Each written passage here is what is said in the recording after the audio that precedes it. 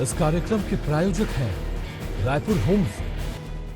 कारोबारी सप्ताह के चौथे दिन स्टॉक बाजार में जोरदार तेजी दर्ज हुई है। सेंसेक्स जहां 568 अंकों की बढ़त के साथ 79,243 पर जाकर बंद हुआ, तो वहीं निफ्टी 175 अंकों की बढ़त के साथ 24,044 पर जाकर थमा।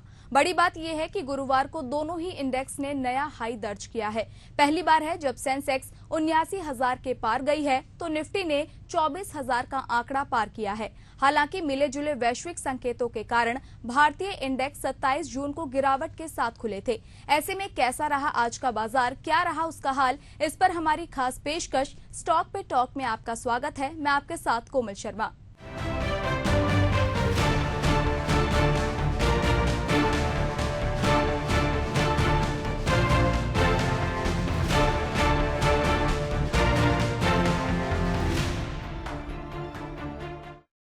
शेयर मार्केट में तेजी का माहौल है और इंडिसेस के लगातार हायर हाई लगाकर नया ऑल टाइम हाई लगाने से सेक्टर स्पेसिफिक तेजी मार्केट में देखी जा रही है।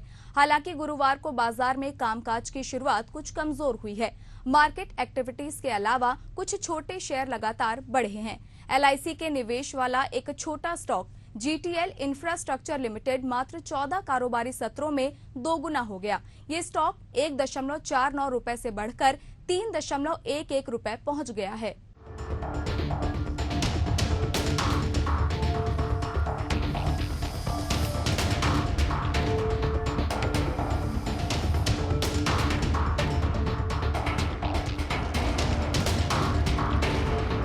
दिलचस्प बात यह है कि भारत की सबसे बड़ी बीमा कंपनी भारतीय जीवन बीमा निगम यानी कि LIC के पास इस विशेष पेनी स्टॉक में 3.33% की हिस्सेदारी है।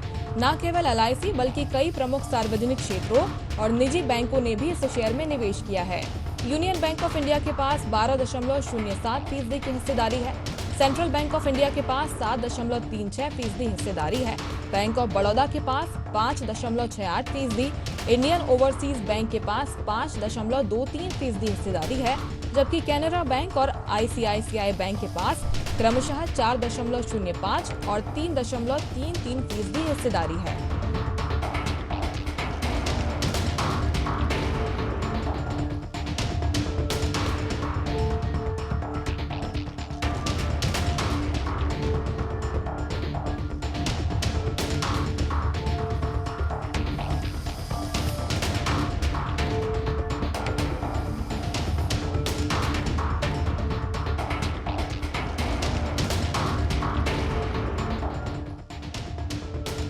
GTL इंफ्रास्ट्रक्चर शेयर बुधवार 26 जून को GTL इंफ्रास्ट्रक्चर के शेयर BSE पर 5% की ऊपरी सर्किट को छूकर 2.98 रुपए पर बंद हुए।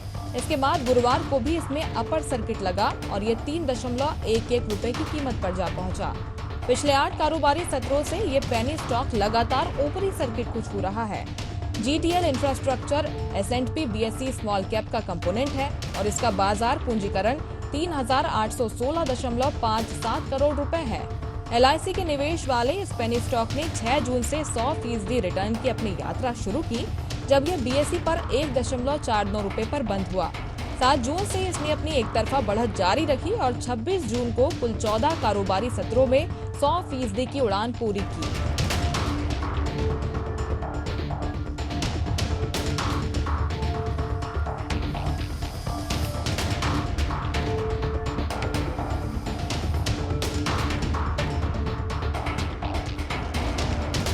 BSE एनालिटिक्स के अनुसार इसके शेयरों में पिछले एक हफ्ते में 26.27%, 2 हफ्तों में 38.60% और 2024 में अब तक 119% की बढ़ोतरी हुई है।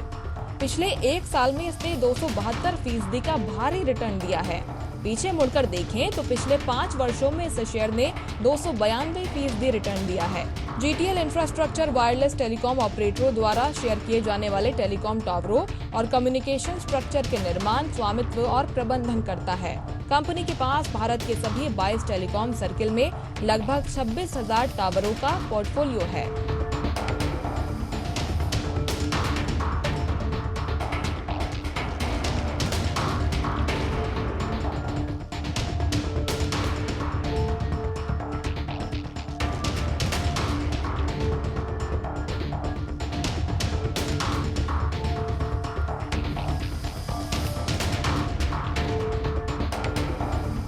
हालांकि पेनी स्टॉक अपनी कम लागत और महत्वपूर्ण रिटर्न की संभावना के कारण आकर्षक लग सकते हैं, लेकिन वे अत्यधिक अस्थिर भी होते हैं और अक्सर कम लिक्विडिटी से ग्रस्त होते हैं।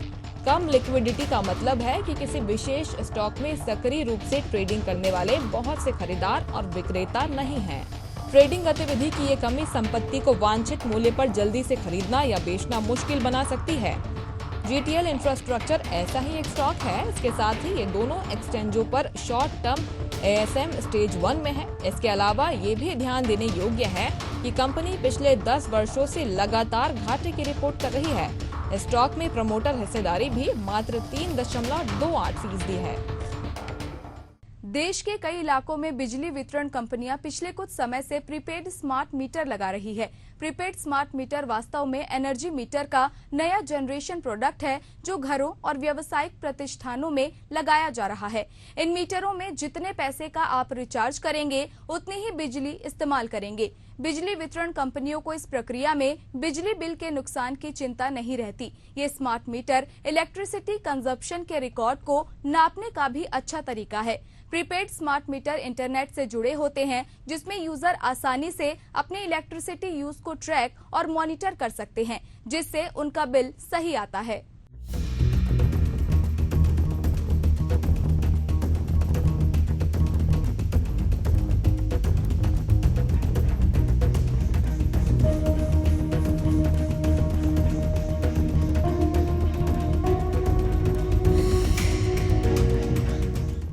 भारत में स्मार्ट मीटर को कई कैटेगरीज में बांटा जा सकता है। इसमें वाटर, इलेक्ट्रिसिटी और गैस आदि के लिए अलग अलग स्मार्ट मीटर शामिल हैं।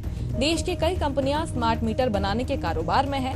भारत की विशाल आबादी को देखते हुए स्मार्ट मीटर कंपनियों के कामकाज में अच्छी तेजी आने की उम्मीद है।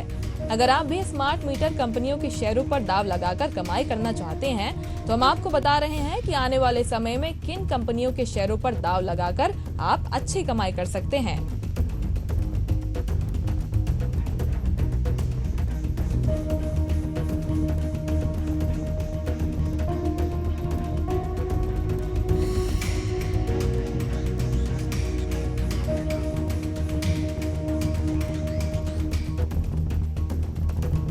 भारत में 25 करोड़ से अधिक घरों में स्मार्ट मीटर लगाया जाना है और परंपरागत मीटर को हटाया जाना है। Smart meter energy efficiency services limited खरीदती है और इसे लगाती है। हरियाणा, यूपी और बिहार जैसे कई राज्यों में स्मार्ट मीटर का कामकाज पहले से ही चल रहा है। अगर स्मार्ट मीटर बनाने वाली ग्लोबल कंपनियों की बात करें तो इनमें लैंडिस इत्रो, एसाकी इलेक्ट्रिक और सीमेंस जैसी कई कंपनियां शामिल हैं।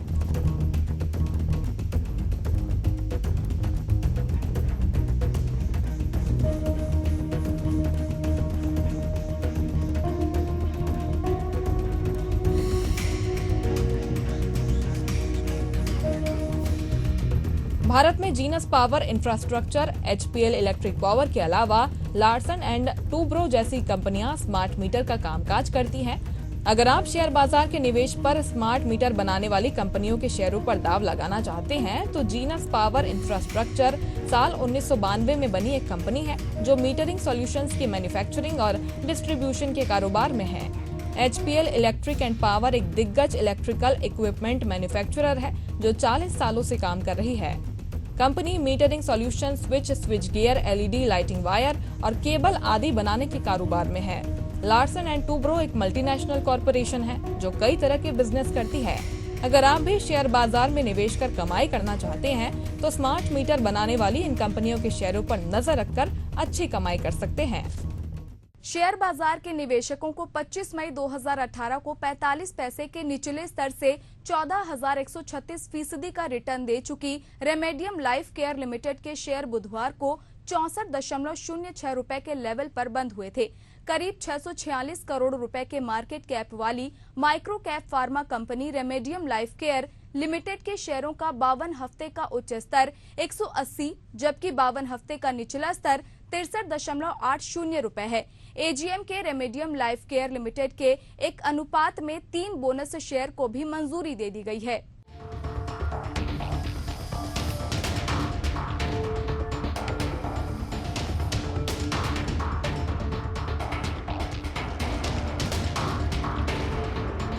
रिमेडियम लाइफ केयर लिमिटेड के शेयर ने पिछले 5 साल में निवेशकों को 74 पैसे के लेवल से 8,557% का बम्पर रिटर्न दिया है।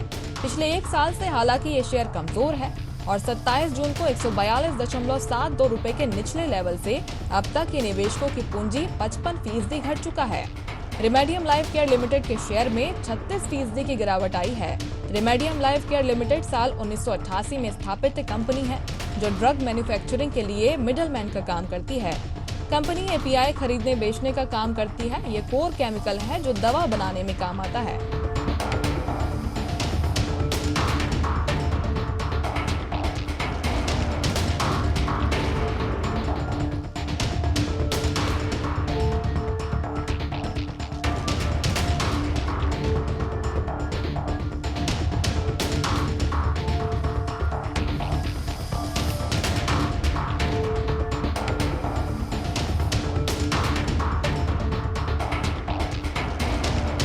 रिमेडियम लाइफ केयर लिमिटेड ने शेयर बाजार को जानकारी दी है कि बुधवार 26 जून को कंपनी की 35वीं एजीएम आयोजित की गई थी, जिसमें पिछले वित्त वर्ष के तिमाही नतीजे को मंजूरी दे दी गई है। इसके साथ ही कंपनी के डायरेक्टर के रूप में एक नए सदस्य को मंजूरी दी गई है। 35वीं एजीएम में रिमेडियम लाइफ केयर लिमिटेड के निवेशकों को 1 के अनुपात में 3 बोनस शेयर को भी मंजूरी दी गई है। इस समय जिन निवेशकों के पास रिमेडियम लाइफ केयर लिमिटेड के 1 इक्विटी शेयर मौजूद है, उन्हें 3 इक्विटी शेयर बोनस के रूप में मिलने वाला है। इसके साथ ही कंपनी का ऑथराइज्ड शेयर कैपिटल 30 करोड़ रुपए से बढ़कर 42 करोड़ रुपए हो गया है। टाटा ग्रुप की ऑटोमोबाइल कंपनी टाटा मोटर्स को ब्रोकरेज फर्म आईसीआईसीआई डायरेक्ट ने इन्वेस्टमेंट के लिए चुना है। कंपनी की इंडिया बिजनेस एनालिस्ट मीट के बाद ब्रोकरेज ने टेक अवेज के आधार पर स्टॉक में खरीदारी की सलाह दी है। कंपनी मैनेजमेंट को सस्टेनेबल तरीके से इंडस्ट्री की टॉप ग्रोथ को हासिल करने का भरोसा है। बीते वित्त वर्ष में निफ्टी का टॉप परफॉर्मर रहा टाटा मोटर्स के शेयरों में रैली देखने को मिली।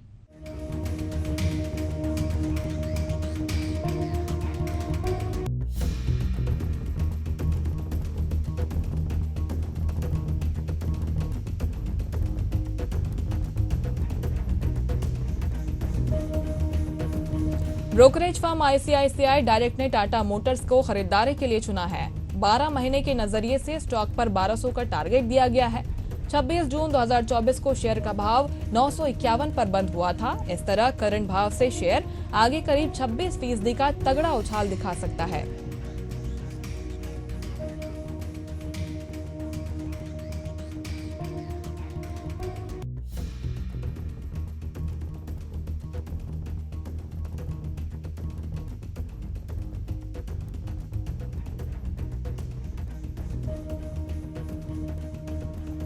टाटा मोटर्स का लंबी अवधि में रिटर्न दमदार रहा है। बीते 1 साल में शेयर करीब 70% और 5 साल में करीब 500% उछला है। बीते 6 महीने में शेयर में 28% से ज्यादा की तेजी देखने को मिली। बीएसई पर स्टॉक का 52 वीक हाई 1065.60 और लो 568.85 है। कंपनी का मार्केट कैप 3.16 लाख करोड़ रुपए से ज्यादा हो गया है।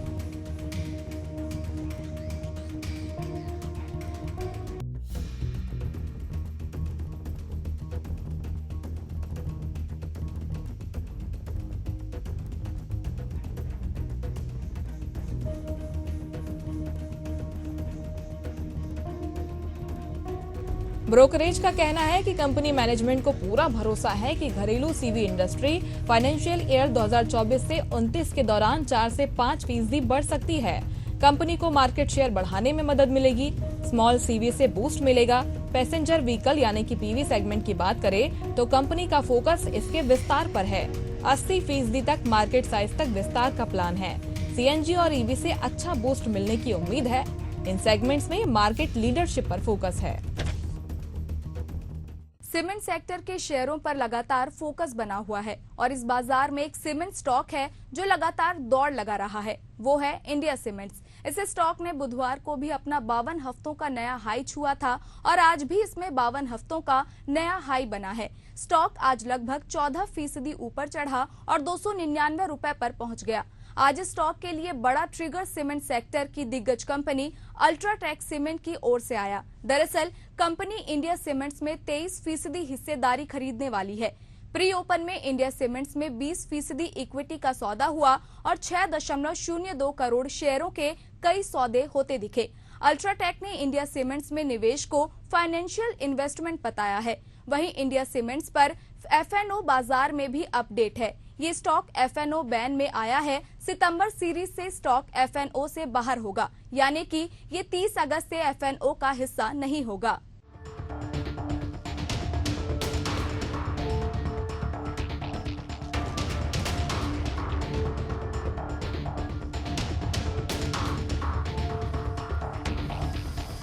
प्रमुख सीमेंट विनिर्माता कंपनी अल्ट्राटेक सीमेंट ने चेन्नई स्थित इंडिया सीमेंट्स लिमिटेड में करीब 23% हिस्सेदारी 1,885 करोड़ रुपए तक में खरीदने की घोषणा की है।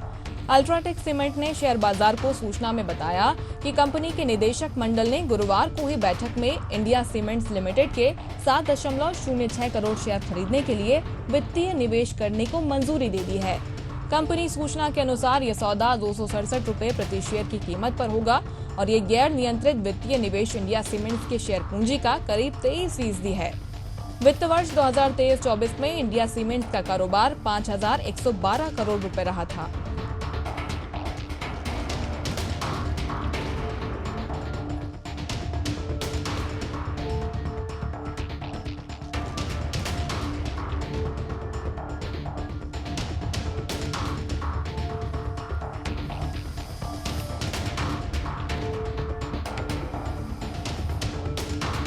अल्ट्राटेक सीमेंट 1 महीने में अधिग्रहण को पूरा करेगी।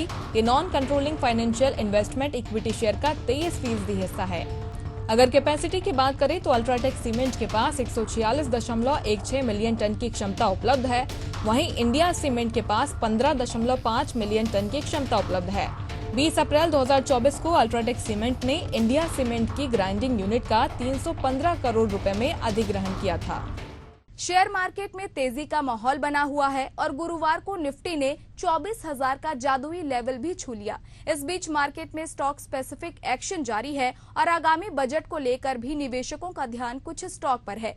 भारतीय अक्षय ऊर्जा विकास एजेंसी यानी इरेडा के शेयर फोकस में है। इरेडा के शेयर गुरुवार को 4.5% से अधिक उछलकर 205.10 रुपए पर पहुंच गए। हालांकि बाद में इस स्टॉक में ऊंचे लेवलों से प्रॉफिट बुकिंग आई और इस स्टॉक ने 193.39 रुपए का डे लो लेवल लगाया।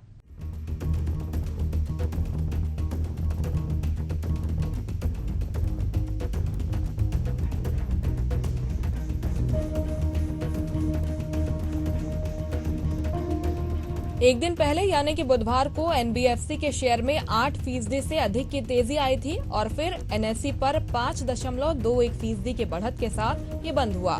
बुधवार के सत्र में इस शेयर में भारी उतार चढ़ाव देखने को मिला क्योंकि बीएसई पर 63.24 लाख शेयरों का कारोबार हुआ, जबकि एनएसई पर 10.05 करोड़ शेयरों का कारोबार हुआ। जैसे जैसे हम बजट सत्र की ओर आगे बढ़ रहे हैं, निवेशक सक्रिय रूप से उन शेयरों में निवेश करना चाह रहे हैं जिन्हें बजट 2024 से लाभ मिलने की संभावना है।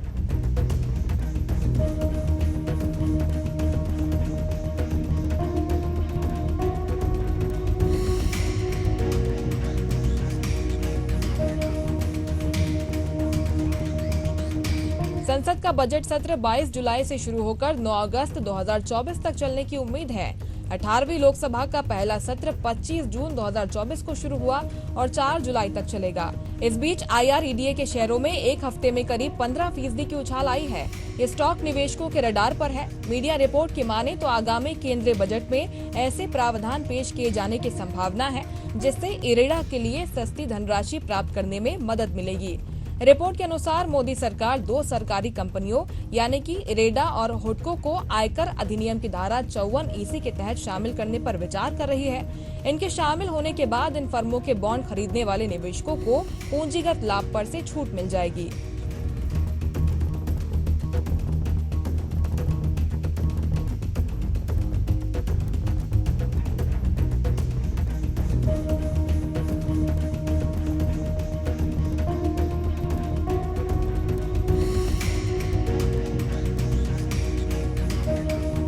आयकर अधिनियम की धारा 54 के अनुसार भूमि और घर जैसी अचल संपत्तियों की बिक्री से होने वाले किसी भी दीर्घकालिक पूंजीगत लाभ यानी कि LTCG पर टैक्स नहीं देना होगा, बशर्ते कि उन पैसे को धारा के तहत अधिसूचित PSU में निवेश किया गया हो। ग्रामीण विद्युतीकरण निगम लिमिटेड यानी कि REC और पावर फाइनेंस कॉर्पोरेशन यानी कि PFC जैसे PSU के बॉन्ड वर्तमान में ऐसी छूट के लिए पात्र हैं।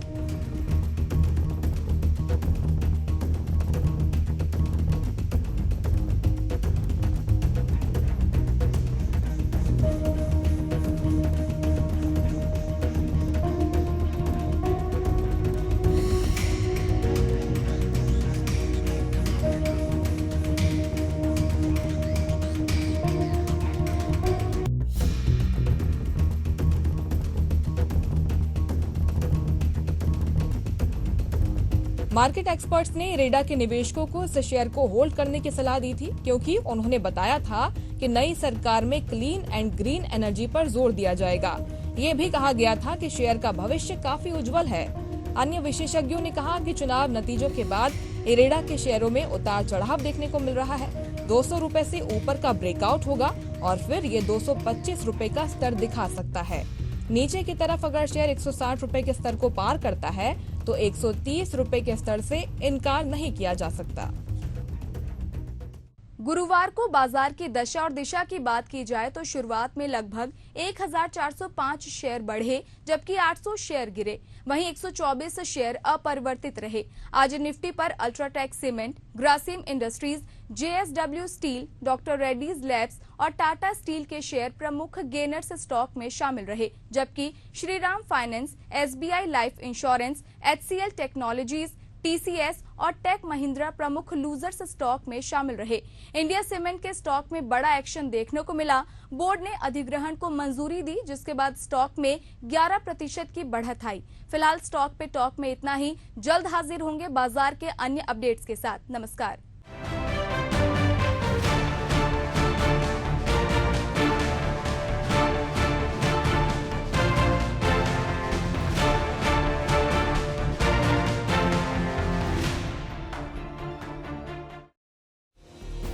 इस कार्यक्रम के प्रायोजक हैं